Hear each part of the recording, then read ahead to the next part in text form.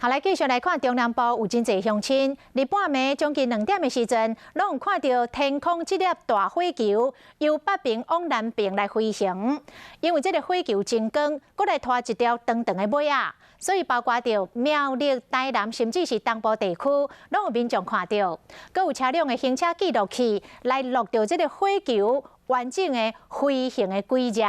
气象局的推测，讲这真有可能就是火流星。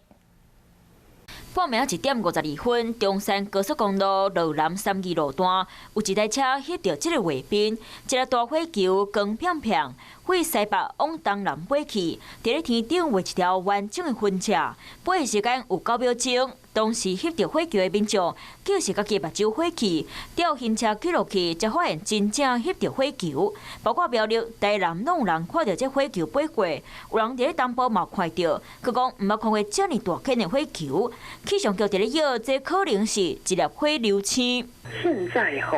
我们推测有可能是半人马座阿法的流星雨。 什么是火流星？外太空的天气石经过大气层烧起来，若是体积较大，会烧较旺，需要较久的时间才会烧完，才会出现即摆的火流星。火流星就是较光的流星。气象局即摆虽然无接到火流星的通报，不过今年1月底到2月初，半年马座就出现流星雨。这个火流星真大粒，敢会去影响到地球？